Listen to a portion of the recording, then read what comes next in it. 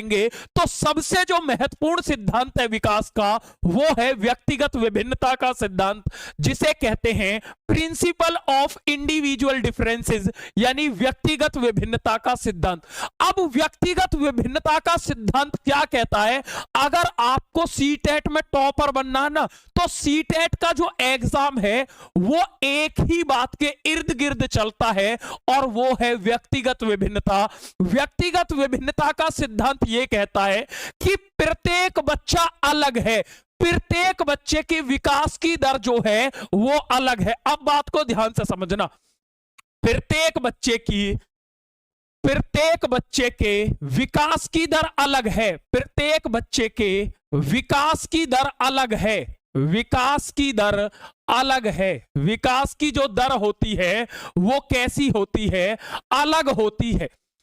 तो आपसे कहेगा प्रत्येक बच्चा एक समान होता है या भिन्न होता है? आप अपने दिमाग में एक बात आज बिल्कुल छाप लें, एक मां के दो जुड़वा बच्चे ही क्यों ना हो, फिर भी उनमें क्या पाई जाएगी? व्यक्तिगत विभिन्नता पाई जाएगी। तो कुछ भी चीज, अब आपको बहुत सिंपल वे में बता रहा हूं, कोई भी चीज आपको एक समान नहीं करनी है, क्योंकि जब इस दुनिया में प्रत्येक बच्चा भिन्न होता है। आप अपने दिमाग में एक बात फिट कर लो कि प्रत्येक बच्चा भिन्न होता है, प्रत्येक बच्चा अलग होता है। जब प्रत्येक बच्चा अलग होता है तो सबके विकास की दर जो होगी वो अलग होगी, सबके सीखने की जो दर होगी वो भी अलग होगी, सबका जो पाठ्यक्रम होगा वो भी अलग होगा और सबका जो आकलन होगा वो भी अलग होगा। वो आपसे ऐसे घुमा के पूछ लेगा कि विकास सार्वभौमिक होता है।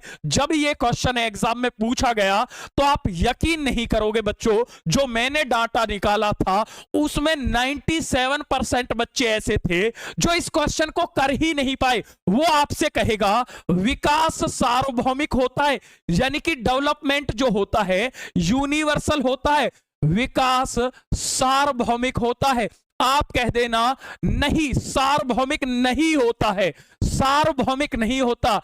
वो आपसे कहेगा कि विकास जो होता है सार्वभौमिक होता है। आप कह देना सार्वभौमिक का मतलब होता है, यूनिवर्सल का मतलब होता है प्यारे बच्चों एक जैसा।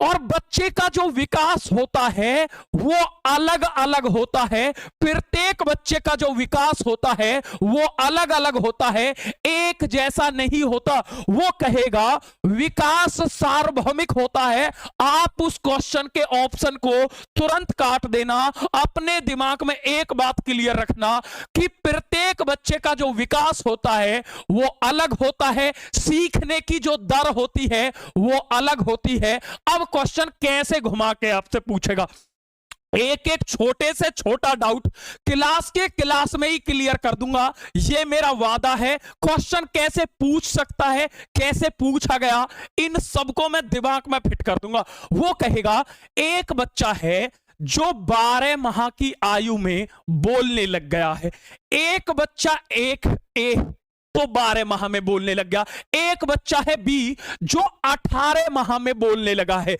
वो कहेगा कि जो बच्चा बी है उसका विकास देरी से हुआ। आप कह देना नहीं, किसी का विकास ना तो देरी से होता है ना जल्दी होता है। क्यों? क्योंकि प्रत्येक बच्चे में पाई जाती है व्यक्तिगत विभिन्नता, प्रत्येक बच्चा भिन्न होता है। तो एक बच्चा अगर 12 माह में बोलने लगा है, दूसरा 18 माह में बोल रहा है, तो आपको विकास देरी नहीं कहना है। क्यों? प्रत्येक बच्चे के जो विकास की दर होती है वो अलग होती है, प्रत्येक बच्चा अपनी अलग रफ्तार से बढ़ता है, अलग दर से सीखता है और प्रत्येक बच्चा क्या होता है? भिन्न होता है। अब अगला क्वेश्चन कैसे आया एक बार एग्जाम में, वो कहेगा कि दो जुड़वा बच्चे कुछ हद तक समान होते हैं। आप कह देना गलत। इस दुनिया में कोई भी बच्चा हो, चाहे जुड़वा हो चाहे ना हो, प्रत्येक बच्चा अलग होता है और पूरी तरह से अलग होता है, यही कहलाता है व्यक्तिगत विभिन्नता का सिद्धांत।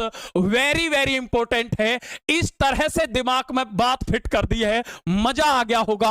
आप बस अपने दिमाग में पूरा सार मैं आपको बता रहा हूं, कोई भी चीज एक समान नहीं करनी है। जब प्रत्येक बच्चा भिन्न है तो विकास की दर अलग होगी, सीखने की दर अलग होगी, पाठ्यक्रम भी अलग होगा और उनका मूल्यांकन भी अलग होगा। एक समान कुछ नहीं करना है। बहुत ही शानदार।